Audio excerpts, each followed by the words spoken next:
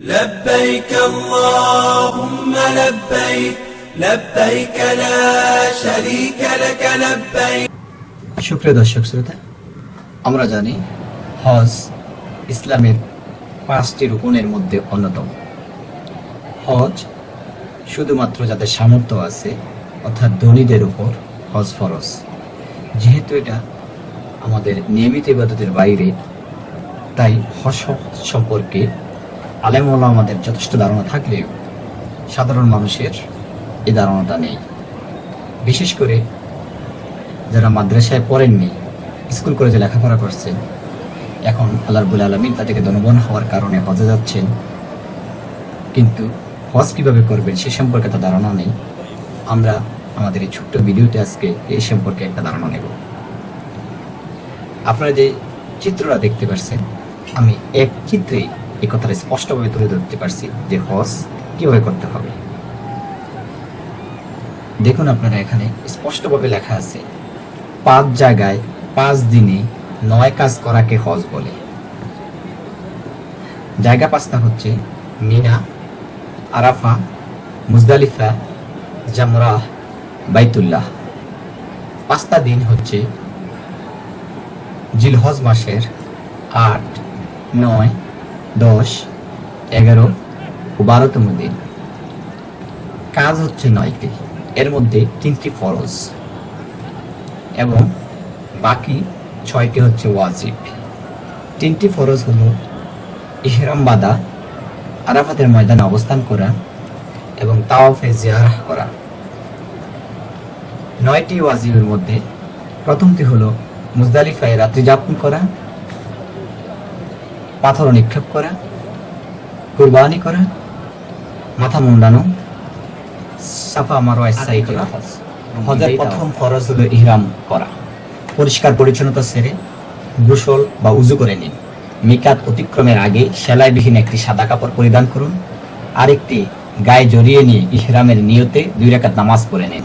তারপর তালবিয়া লাব্বাইক আল্লাহুম্মা লাব্বাইক লা শারীকা লাক লাব্বাইক ইন্নাল হামদা ওয়ান নি'মাতা লাকা ওয়াল মুলক লা শারীকা লাক পড়তে থাকুন।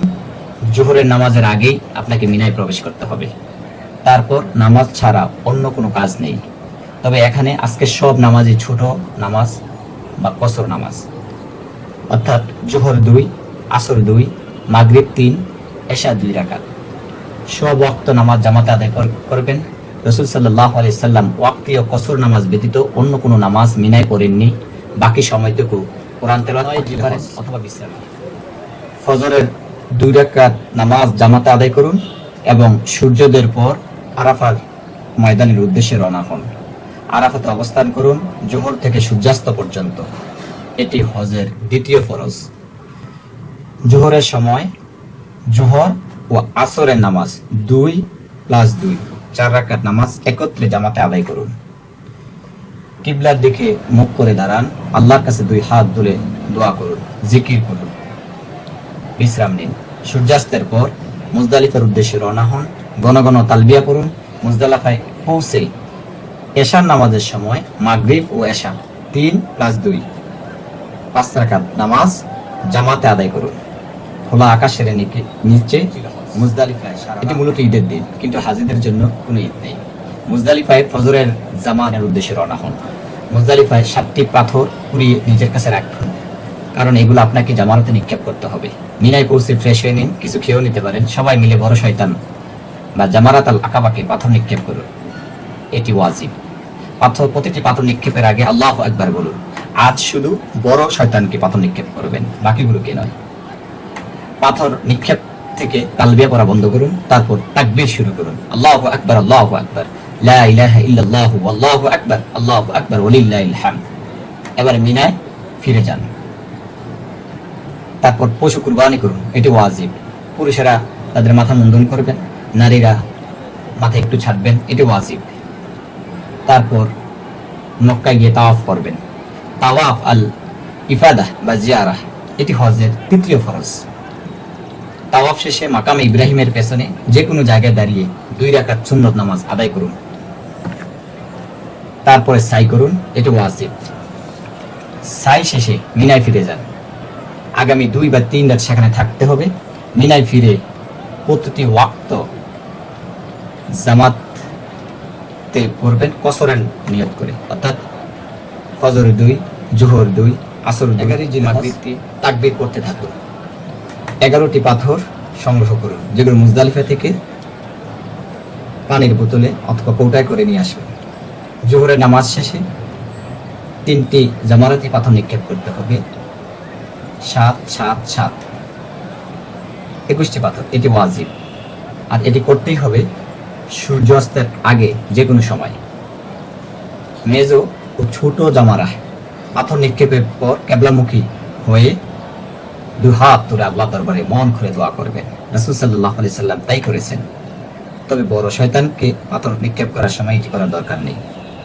এরপর মিনায় ফিরে যান, রাত্রি যাপন করুন। 12ই জিলহজ তাকবীর করতে থাকুন।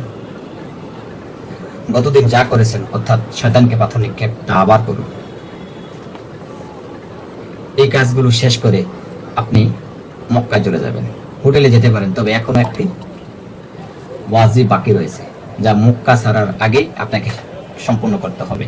সেটা হলো তাওয়াফুল বিদা বা বিদায়ী তাওয়াফ। এটি সম্পূর্ণ করতে হবে, এটি ওয়াজিব, তবে এখানে সাই করতে হবে না। এর মধ্যে দিয়ে আপনার হজের কার্যক্রম সমাপ্তি করবে। আল্লাহ রাব্বুল আলামিন হাজী সাহেবদের হজগুলোকে কবুল করুক। যারা বিশ্বের বিভিন্ন প্রান্ত থেকে হজগুলো করছেন, সবার হজগুলোকে কবুল করুন। আমরাও যারা যেতে পারিনি, তারা যেন কোনো এক সময় আল্লাহ রাব্বুল আলামিনের এই গড়কে যেন আমাদের দ্বারা তাওয়াফ করা হয়, আরাফাতের ময়দানে যেন আমরা থাকি, মুজদালিফায় যেন আমাদের দ্বারা এই রাত্রি যাপন করা হয়, শয়তানের পাথর নিক্ষেপের প্রত্যেকটি অংশগ্রহণ যেন আমরা করতে পারি, সেই যোগ্যতা এবং তৌফিক আল্লাহ রাব্বুল আলামিন যেন আমাদেরকে দেন।